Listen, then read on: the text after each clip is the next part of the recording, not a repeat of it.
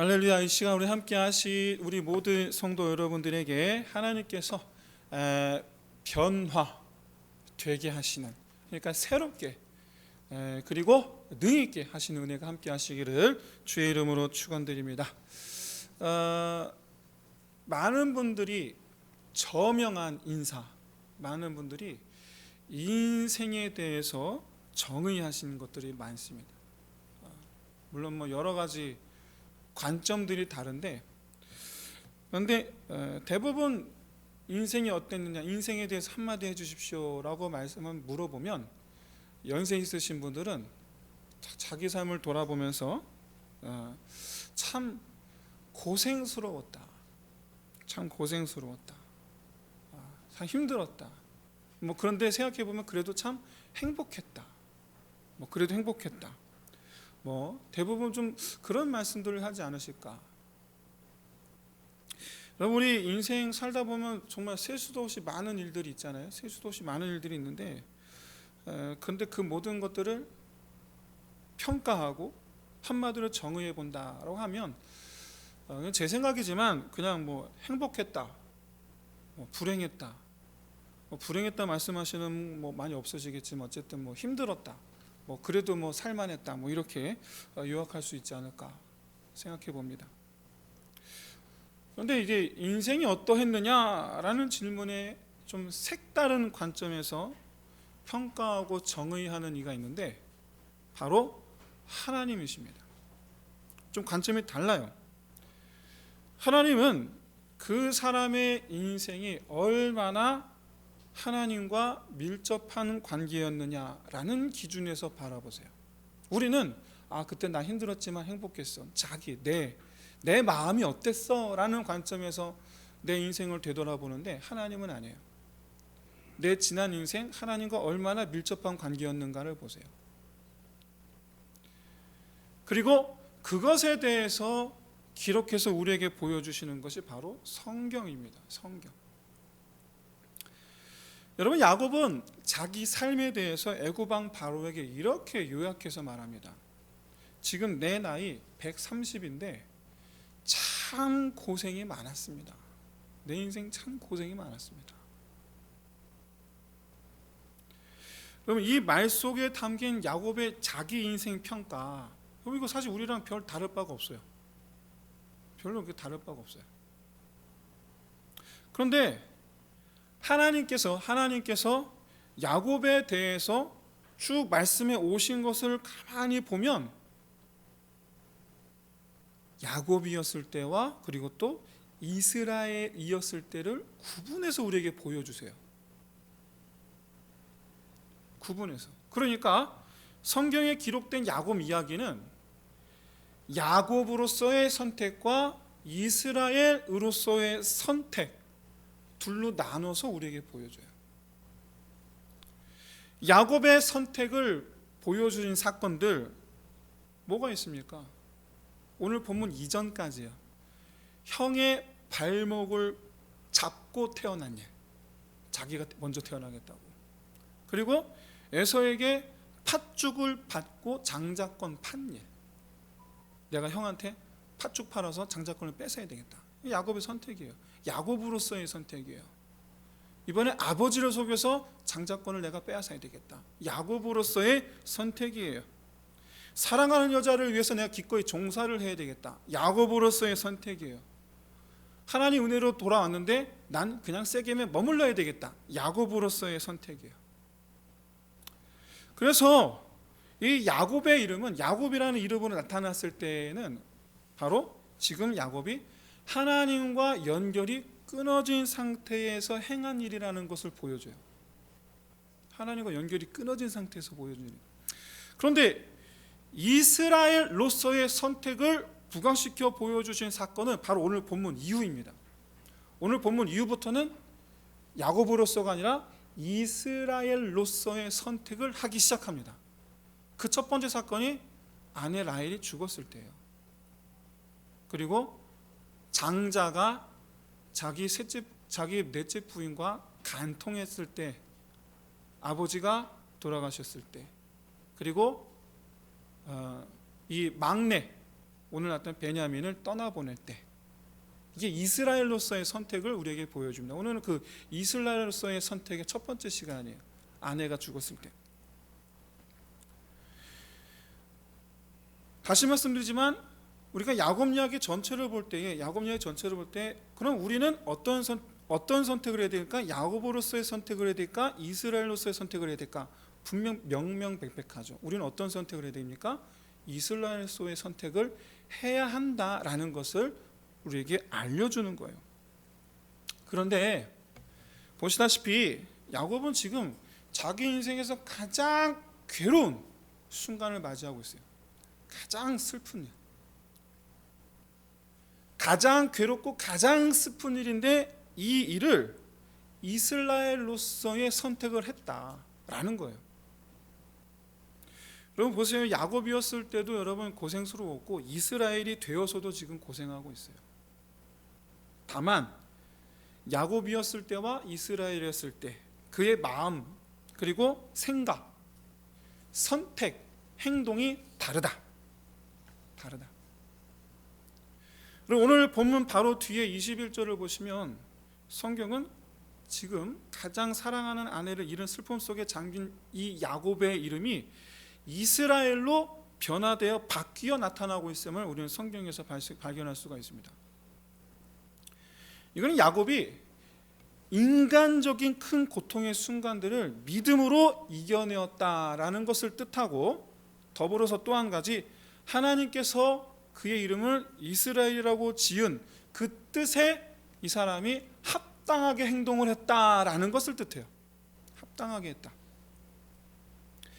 여러분, 하나님의 뜻은 야곱을 통하여 이스라엘 민족을 낳으시는 거예요.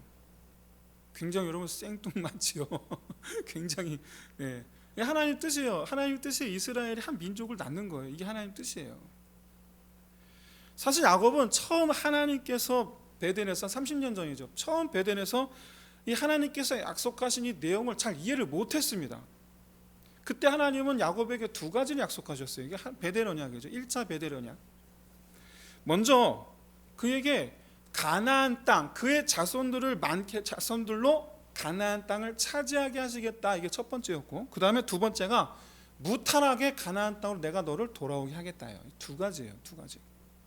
그런데 이에 대해서 야곱이 어떻게 반응하느냐? 첫 번째, 네 자손들로 가나안 땅에 넘치게 하겠다, 차지하겠다라는 것에 대해는 별로 생각이 없어요. 단지 오직 하나, 나로 돌아오게 하시면. 두 번째 것만 생각해요. 두 번째 것만. 나로 돌아오게 하시면 내가 11조를 드리겠나이다. 그러니까 지금 야곱은 자손과 땅에 대한 하나님의 약속은 귀에 하나도 안 들어오고 오직 그냥 무사히 돌아오게 하시겠다라는 것만 지금 남아 있는 거예요. 지금 그것만 생각하는 거예요. 이후에 하나님께서는 야곱이 나를 통하여 자손과 땅을 얻게 하시겠다라는 약속을 야곱의 마음에 품었든지 안 품었든지 그거 상관없이 신실하신 하나님은 하나님의 첫 번째 약속을 이행하세요. 어떻게 합니까? 아내 4명을 얻게 하시고 그 가운데 11명의 아들을 얻게 하십니다. 야곱은 몰라요. 지금 까맣게 잊어버리고 있어요. 하나님께서 이행하고 계시는 거예요. 그리고 밧다라람에서 그렇게 외삼촌 밑에서 종살이를 한 지 20년이 되던 해 가나안 땅으로 돌아가라라고 명령하시고, 이제는 두 번째 약속을 하나님께서 이행하시는 것을 보여주세요. 그런데 야곱은 이렇게 하나님의 신실하신 이 약속 이행으로 가나안 땅에 무사히 돌아왔지만 베델로 가지를 않죠. 이 야곱의 선택이에요. 베델로 가지를 않아요. 그런 자기가 자기 입으로 서원한 것 그조차도 그는 잊어버렸어요. 내가 11조를 드리겠나이다. 그건 전혀. 그러다가 결국에는 딸 디나의 일로 인해서 정말 반강제적으로 베델로 올라갑니다. 베델로 올라가요. 그런데 하나님께서 베델로 온 이 야곱에게 또 다시 약속을 하시는데, 지금 어떤 일이 있었습니까?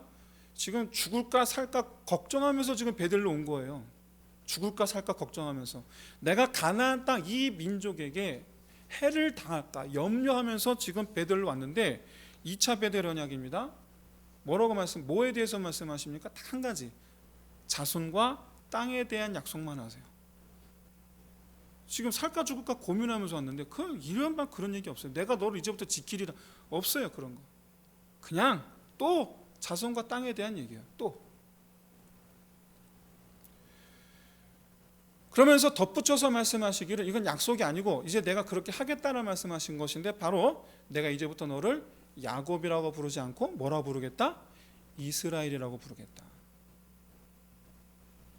여러분, 지금 야곱은 이제서야 30년이 지나서야 비로소 하나님 약속의 의미를 깨닫게 되는 거예요. 하나님 약속의 의미. 지금 하나님께서는 반드시 내가 너를 통해서 그렇게 하겠다라고 지금 말씀하신 거예요.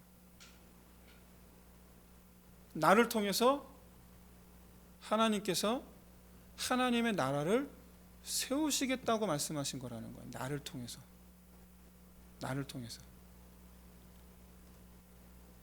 나를 베델로 무사히 돌아오게 하신 거는 바로 다른 것 때문이 아니고 자손과 땅에 대한 약속을 하나님께서 이루시기 위해서 무사히 돌아오게 하셨다는 거예요.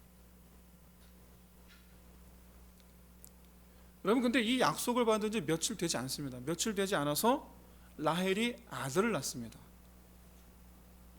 그리고 안타깝지만 숨을 거두었습니다. 안타까운 일이죠. 라헬은요, 이 첫째 아들을 낳았을 때 그의 이름을 더함, 내게 아들을 더하여 주옵소서 라는 뜻의, 더함이라는 뜻의 요셉이라고 첫째 아들 이름을 지었는데, 그렇게 여러분 아들 하나 더 주시기를 그렇게 간절히 바랬는데 16년 만에 아들을 가졌어요. 그렇게 간절히 바랬는데 16년 만에 지금 생긴 거예요. 16년 만에. 자기의 바람이 이제 이루어졌는데 정작 본인은 그 아들을 두고 이제 세상을 떠나야 해요. 그래서 라헬이 마지막 순간 그 아들을 낳고 나서 그 아들을 보면서 뭐라고 말합니까? 둘째 아들을 바라보면서 베노니, 나의 슬픔이여 라는 뜻이에요. 너는 나의 슬픔이로다. 내가 그렇게 간절히 기다렸는데, 이제야 내가 너의 얼굴을 보게 되었는데, 내가 너를 그렇게 안아보기를 원했는데 나는 너를 안아보지도 못하고 이렇게 떠나는구나. 너는 나의 슬픔이로다. 그게 베노니예요. 그래서 이 18절 말씀은 한 여인의 슬픔의 기록이자 동시에 갓 태어난 아이의 불행에 관한 기록이에요.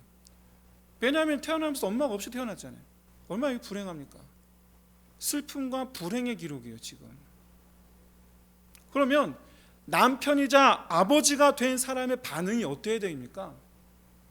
낙심, 좌절, 앞으로 내가 얘를 어떻게 살아야 되나, 막막함, 두려움, 이런 것들이 찾아오는 게 이게 당연한 거 아닙니까?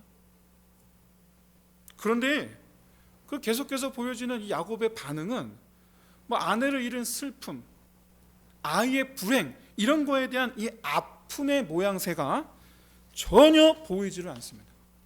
전혀 보이질 않아요.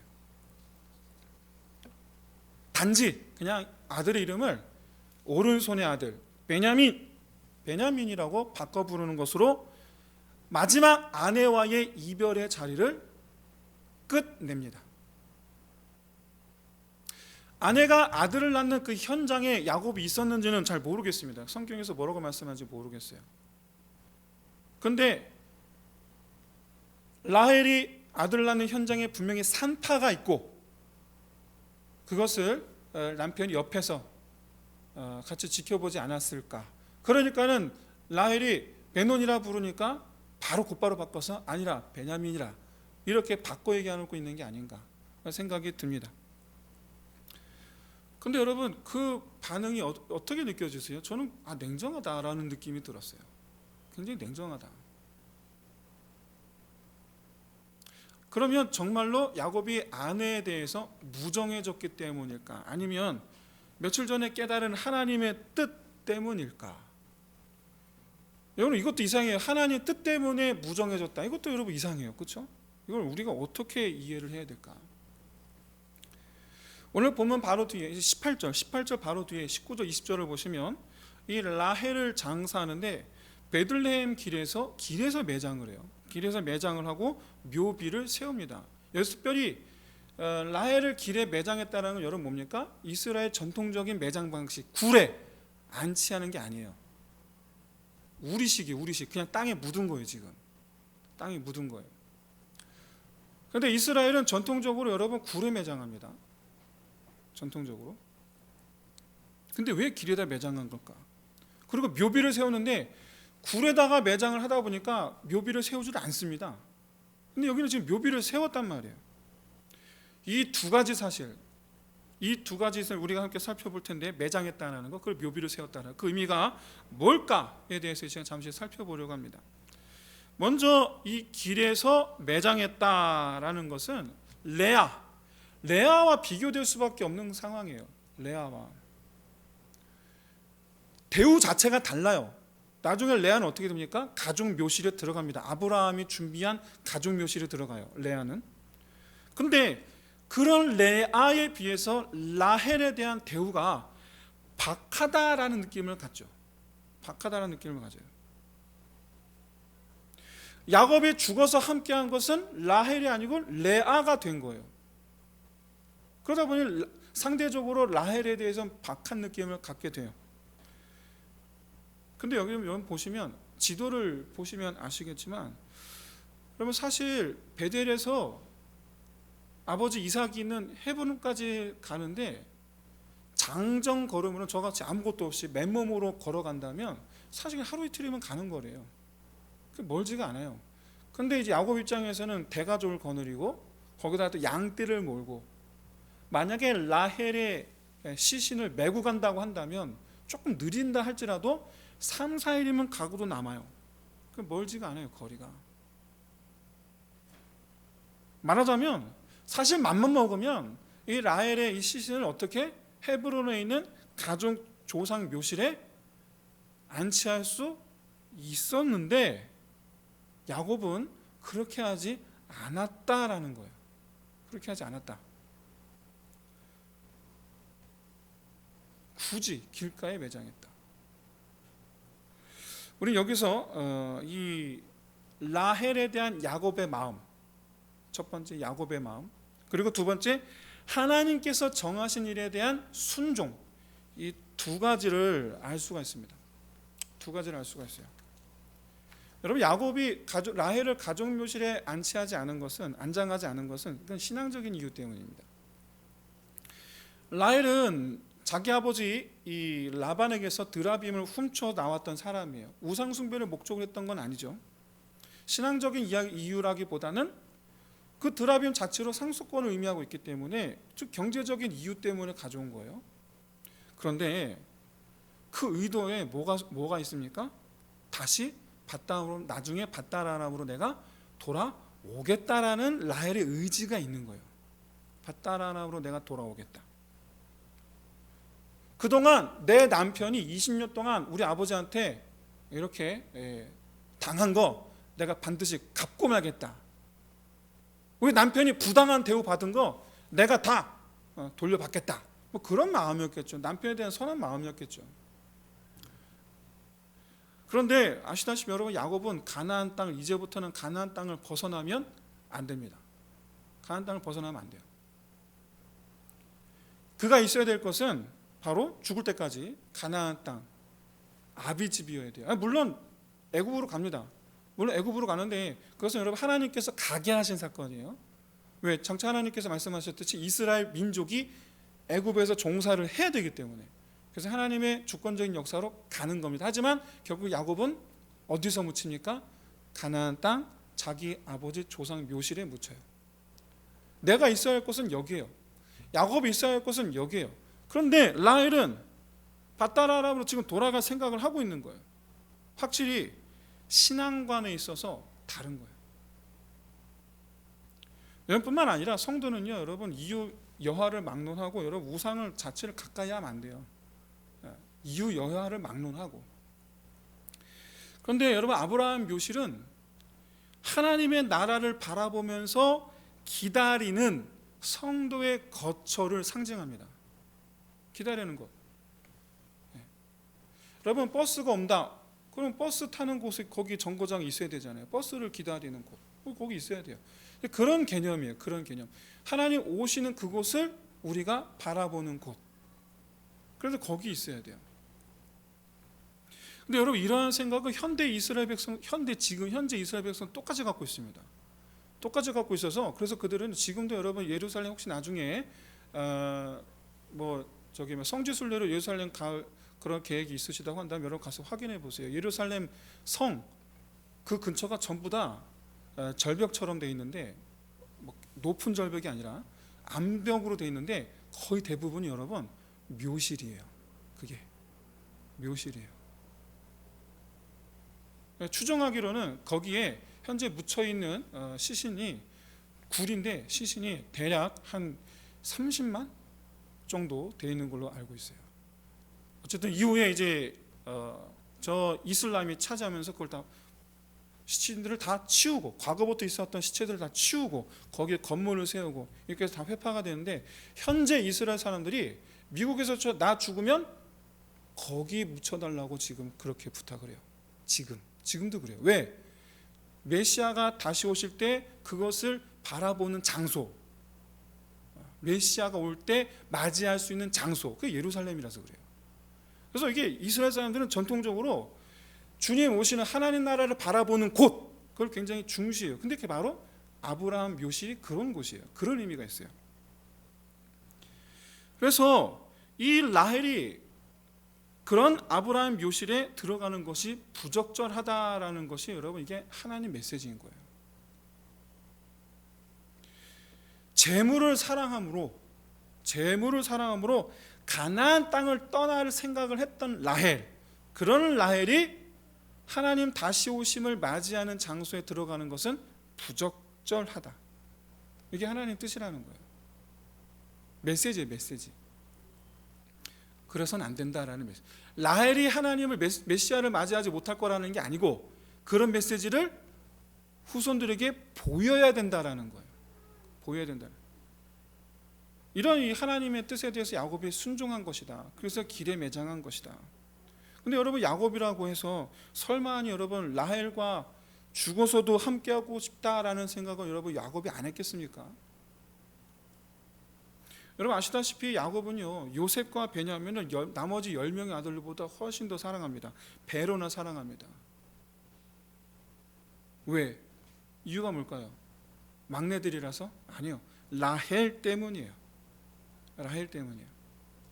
특히 요셉이 죽었다고 믿고 있었던 어느 날, 이번에는 베냐민까지 애굽으로 데리고 가야 됩니다라고 말한 아들들에게 여러분 야곱이 뭐라고 말합니까? 안 된다고. 절대로 안 된다고. 베냐민마저 잘못되면 나는 결탄코 죽게 될 거라고. 그래서 여러분 1년 넘게 고집 피우고 베냐민 내어주지 않습니다. 베냐민 내어주지 않아요. 여기서 정말 재밌는 거는 아들 베냐민을 보내지 않으려고 고집 피울 때 그의 이름을 성경은 야곱이라고 부릅니다. 성경 야곱이라고 부르는데, 하나님께 베냐민을 맡기고 내가 그의 생명을 하나님께 맡기겠다. 그를 데리고 가시는 것도 하나님이신 줄로 알고 내가 그를 보내겠다 하고 이렇게 하나님께 베냐민 맡기고 애굽으로 보낼 때 성경은 그의 이름을 이스라엘이라고 불러요. 이거 참 묘하죠. 이런 이 야곱, 이스라엘, 이 마음의 변화에 따라서 성경은 그의 이름을 야곱이라고 불렀다가 이스라엘이 불렀다가 계속 바꾸시는 거예요. 그래서 오늘 주제가 야곱으로서의 선택이냐 이스라엘의 선택이냐, 중요하다. 오늘 본문 보십시오. 마찬가지인데, 라헬을 장사 지내기 전까지, 직전에 하나님 내가 널 이제부터 이스라엘이라 부르겠다라고 하셨는데, 라헬을 장사 지낼 때까지 야곱이었는데 장사를 지내고 난 이후 그 이름을 이스라엘이라고 불러요. 이게 뭘 뜻하느냐? 야곱이 갈등한 거예요. 내가 메고 헤브론으로 갈까? 가까우니까 헤브론으로 갈까? 아니면 길에 매장할까? 그런데 하나님 뜻에 순종해서 길에 매장함으로 성경은 그 이름을 이스라엘이라고 불러요. 야곱이 라헬을 베들레헴 어느 길가에 매장한 것, 그를 사랑하지 않아서가 아니라 사랑하지만 하나님의 메시지를 전달해야 했기 때문에 순종함으로 그를 매장한 것이다. 그런데 야곱은 하나님의 메시지가 좀 더 강력하게 그의 후손들에게 전달되기를 바랬던 것 같아요. 아울러 라헬에 대한 마음을 표현하고 싶었던 것 같아요. 그게 바로 뭐냐면 묘비예요. 묘비를 세운다라는 것은 그를 기억하겠다라는 것을 의미합니다. 그를 기억하겠다. 여러분, 너무나 유명한 종교개혁자 칼빈은 자기가 죽을 때 자기의 묘지에 비석을 세우지 말라고 그랬어요. 왜냐하면 자기는 잊혀져야 한다고. 나는 잊혀져야 되니까 내 묘지에 묘비를 세우지 말라라고 그랬어요. 그 묘비가 의미하는 건 기억이에요. 근데 실제 여러분, 라헬의 묘비가 여러분 굉장히 오랜 기간 유지가 됩니다. 굉장히 오랜 기간 유지가 돼요. 사울이 양을 잃어버렸을 때 사무엘의 지시로 너는 가라 한 곳으로 가는데, 거기서 양을 찾아 놓은 사람들과 만나게 됩니다. 근데 거기가 바로 라헬의 묘비예요. 거기가 라헬의 묘비에서 그 사람들을 만나요. 그런데 묘비를 세웠을 때와, 야곱이 묘비를 세웠을 때와 사울이 방문한 이 시간 간격이 그냥 대충 계산해도 여러분 800년이에요. 대충 계산해도 800년이에요. 그 뒤에 이 라헬의 묘비에 대한 기사가 없어서 이 묘비가 언제 없어졌는지는 알 수 없습니다만, 최소한 800년은 유지 관리되고 있었고, 뭐 최소한 1000년 정도는 유지되지 않았을까, 아니면 더 됐을 수도 있고 몰라요. 어쨌든 최소한 800년은 유지가 되었다라는 것을 알 수가 있어요. 여러분, 오늘날 현대사회에서 왕릉의 비석 말고는 여러분 보통 사람들이 비석이 유지되는 경우는 거의 없습니다. 그런 게 없어요. 아시다시피 고대 이스라엘입니다. 고대 이스라엘에서는 보통 굴에 매장하기 때문에 비석을 세우지 않습니다. 그리고 성경에서도 비석을 세웠다라고 말한 걸 라헬이 유일해요. 세웠지만 안 할 수도 있지만. 그러면 현대 이스라엘 어떤가? 지금은 묘비에 비석을 세웁니다. 왜냐하면 굴에 매장하지 못해서. 시간이 지날수록 죽은 사람은 점점 많아지는데 매장할 굴이 없잖아요. 매장할 굴이 없으니까, 부족해지니까, 그래서 그냥 묘비를 세워요. 지금은 그렇게 해요. 놀랍게도 여러분, 지금 현재 이스라엘 정부가 진행하는 일들 가운데 국가 사업이 있습니다. 뭔지 아십니까? 굴을 만드는 거예요. 굴. 그래서 현재 텔아비브나 이렇게 가면은 지금 현재 땅굴을 저는 그게 터널 뚫는 사진인 줄 알았어요. 터널처럼 땅굴에 어마어마한 터널을 뚫어놨는데, 그냥 터널이 아니라 옆에 터널 벽면이 이렇게 뚫려 있어요. 또 그 공사를 하고 있어요. 30만 명을 매장하기 위한 굴을 지금 만들고 있다는 거예요. 대단한 것 같아요. 그들의 매장 풍습 때문에 그런 겁니다. 좌우지간 그렇게 묘비를 세우지 않아요. 그런데 라헬의 묘비를 세웠어요. 근데 그 묘비가 우리가 있는 그냥 비석 하나가 아니에요. 이게 제단같이 생긴 거예요. 13세기 초반에 활동한 유대 역사가이자 동시에 랍비입니다. 랍비. 바로 이 투델라의 벤자민이라고 불리는 사람인데, 이 벤자민 투델라가 기록한 문건에 의하면 라헬의 묘비는 4기둥을 세우고 거기에 돌판을 얹은 상태, 우리식 어떤 고인돌 비슷하게 돌판을 얹은 상태예요. 그러고 나서 그 안에 12개의 기둥을 또 세워놨어요. 12개의 기둥을. 그러니까 큰 거예요. 어마어마하게 큰 거예요. 그러고 나서 그 12개의 작은 돌 기둥에 자기 12아들의 이름을 새겼다고 합니다. 의미가 뭘까요? 이 묘실의 주인이 누구다? 12지파의 어머니라는 거예요. 이 묘실의 주인은 야곱이 차후 이 땅을 차지할 모든 이스라엘 자기 후손들에게 말하고 싶은 게 이거예요. 이 묘비의 주인이 너희의 어머니라. 이 말이 하고 싶은 거예요. 이 말이. 여러분, 야곱이 라헬을 사랑한 겁니까? 안 사랑한 겁니까? 아니죠. 사랑한 거잖아요. 기억되길 바랬잖아요. 자기 후손들의 자기 후손들의 마음에 기억되길 바랬잖아요. 그리고 그의 바람은 실제로 이루어집니다. 여러분, 라헬의 묘지가 있는 이 베들레헴에 살고 있는 모든 사람들은요, 이 남편 결혼식을 앞둔 가운데 특별히 남편 될 사람에게 축복을 하는데 축복문이 뭐냐? 여호와께서 내 집에 들어가는 여인으로 이스라엘 집을 세운 라헬과 레아 두 사람 같기를 원하노라. 이게 이스라엘 사람들의 결혼하는 신랑을 향한 축복 선언문이에요. 이게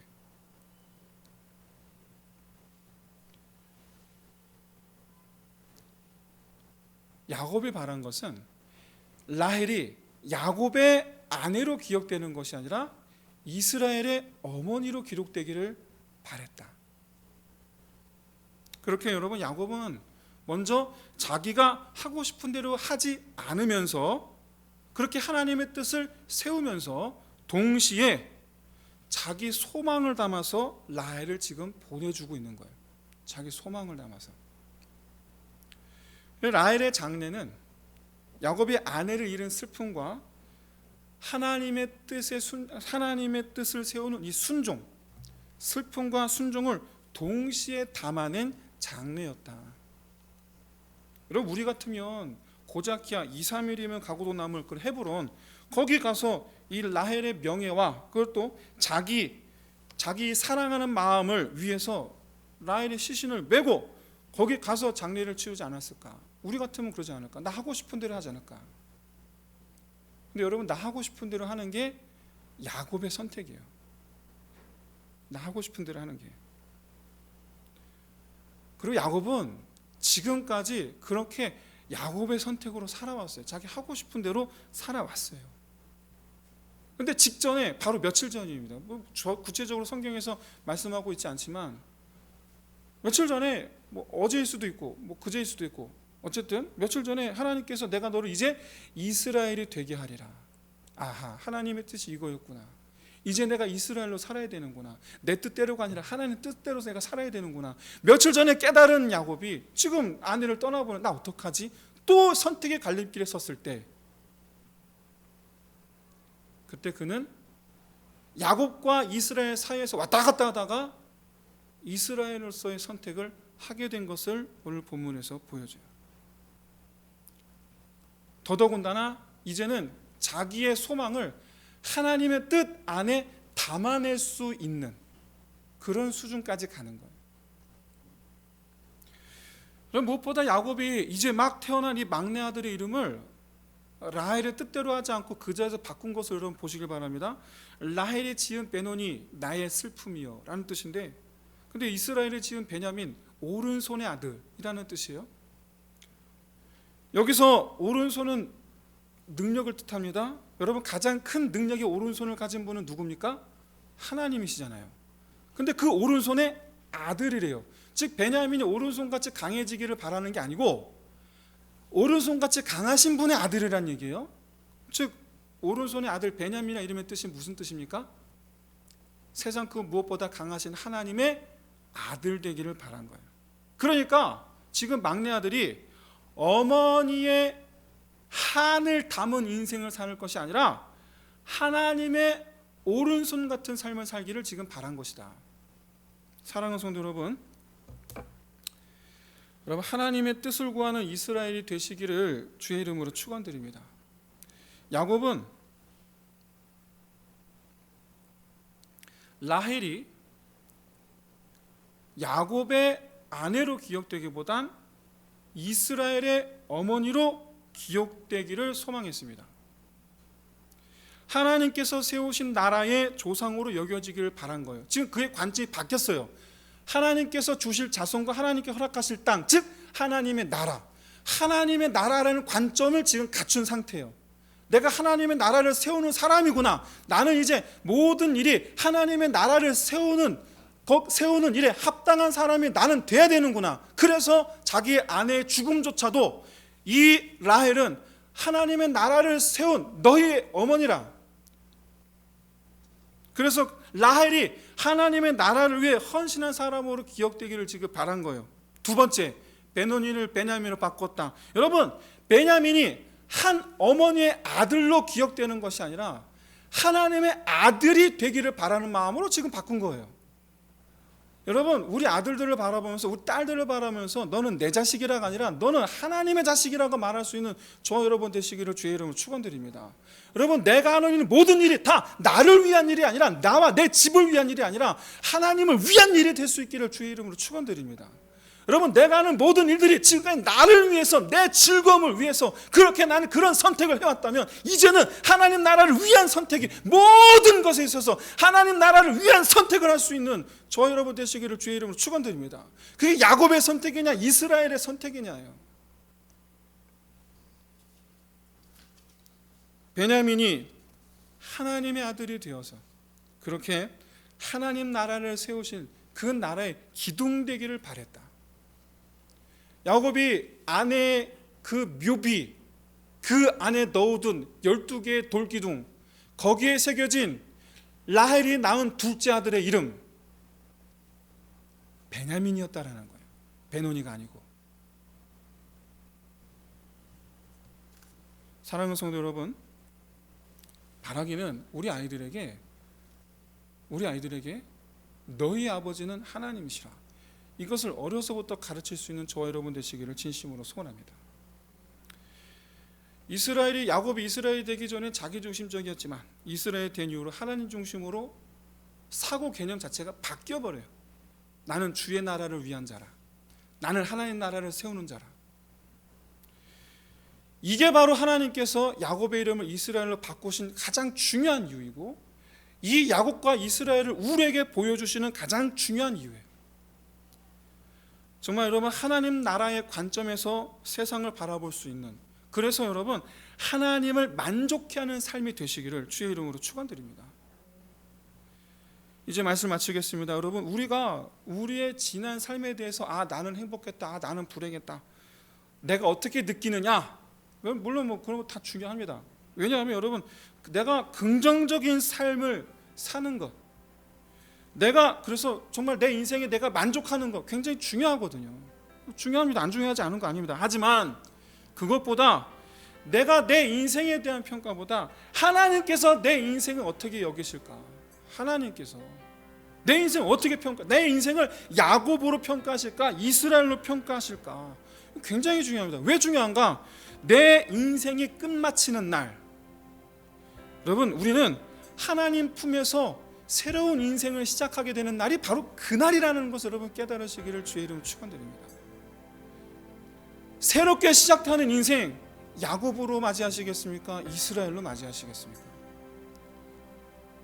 바라기는 그렇게 여러분 하나님을 만족해 하는 삶을 지금 살아감으로, 그렇게 해서 나를 위해 사는 야곱이 아닌 이스라엘로 이 땅 가운데서 하나님의 나라를 세우는 것을 삶의 목적으로 둘 수 있는, 무엇을 하든지 하나님 나라를 세우는 것이라는 것을 세우기 위한 그와 같은 마음으로 하나님을 기쁘시게 하는 저 여러분 다 되시기를 주의 이름으로 축원드립니다.